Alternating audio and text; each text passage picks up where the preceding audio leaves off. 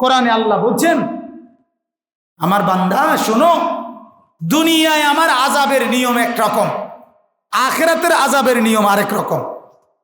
বুঝছেন? দুনিয়ার আযাবের নিয়ম হলো, আল্লাহ বলে দুনিয়াতে আমি যখন কারো উপরে কখনো আযাব দেই তো ইমানদার, নাফরমান, অনুগত, অবাধ্য সবাইকে দেই। আখিরাতে শুধু নাফরমানকে দেব, অনুগতকে দেব না। ফ্যাস হয়েছে এনে ফ্যাসটা বুঝেননি না? এনারে তো এত ঝামেলা করলাম কইলামে নইলে আপনারা নিজেই নামাজ রোজা বন্দেগীর মধ্যে পড়ে থাকতাম। মুসিবত হইল বিদ্যুৎ যখন বন্ধ হবে, আমার ঘরের বিদ্যুৎ বন্ধ হয়ে যাবে। গ্যাসের চুলা যখন জ্বলবে না, তো আমার ঘরের চুলা তো জ্বলবে না। আমার গাড়িও তো গ্যাস ছাড়া অচল। কথা বুঝছেন কি না বলে? আমি যদি 10 দিন তেলে চালাইয়া মাহফিল করণ লাগে তো বাতি জ্বলে দেব, সম্ভব হবে না। গ্যাসের কতটা সাশ্রয়, তেল দিয়া, অকটেন দিয়া সম্ভব হবে সেটা? তাইলে একটা উদাহরণ দিলাম আর কি। মুসিবত দুনিয়ার এরকম। করোনায় নেককার লোক মারা গেছে কিনা? কথা বলেন না। সিলেটের বন্যায় নামাজি লোক মারা গেছে কিনা? বাড়িঘর ভাঙছে কিনা? এটা আল্লাহর ওয়াদা, তো কোরআনের আয়াত।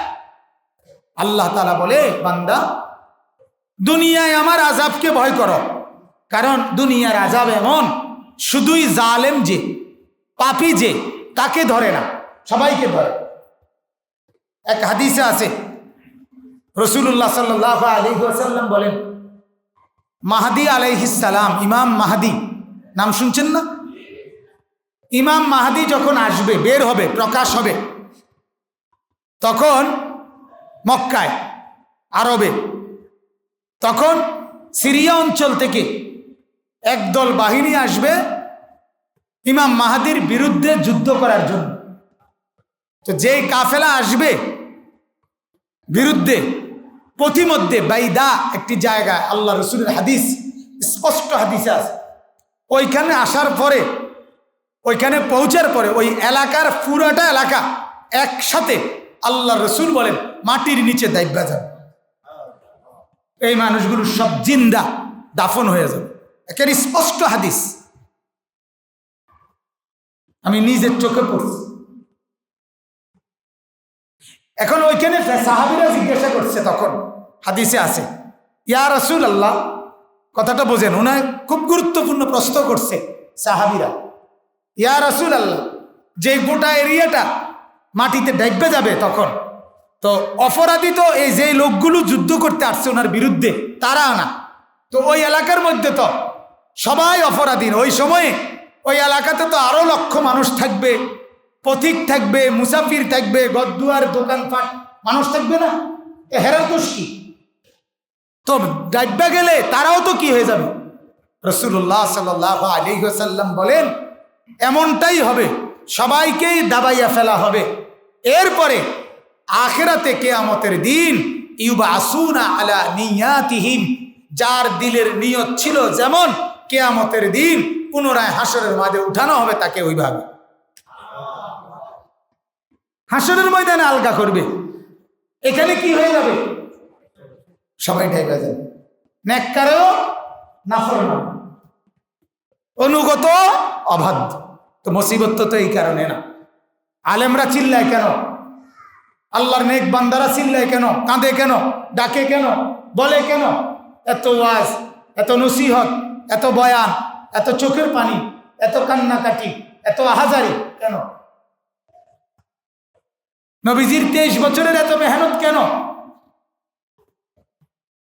শুধুমাত্র এই জন্য, উম্মত তুমিও বাঁচো, নিজেও বাঁচো, অন্যকেও বাঁচাও। তোমার গুনাহ শুধু তোমাকে ক্ষতি করবে না, তাইলে তো অসুবিধা ছিল না। তোমার গুনাহ তো তোমারও ক্ষতি করবে, বাকি মানুষদেরকেও তো ক্ষতি করবে। আজকে যুব সমাজের গুনাহ, বড় মোবাইল দিয়া যেই গুনাহ করছে, এই গুনাহ তো ওদেরকেও শেষ করবে। এই আগুন তো তাদের সমাজকেও পুড়াইয়া ফেলবে। এই আগুনে তো আমরাও পুড়ে যাব। এই জন্য অনুরোধ প্রত্যেকের কাছে মেহেরবানি করে বলতে থাকি আমরা, আল্লাহ যদি কারো দিলে লাগায়, বাকি কথা বাস্তব, আযাব আমাদেরকে ছাড়তেছে না। আপনাদের নিশ্চয়ই মনে আছে, আমি আমার পাও ভাঙ্গার পরে, সুস্থ হওয়ার পরে আমি অনেক দিন দাজ্জালের উপরে বয়ান করছিলাম। আমার পাও ভাঙ্গার সময় আমি সবচেয়ে বেশি পড়ালেখা করছিলাম বসে বসে দাজ্জালের উপর। তখন সেখানে আমি বারবার বলছি, এই মসজিদেই বলছি,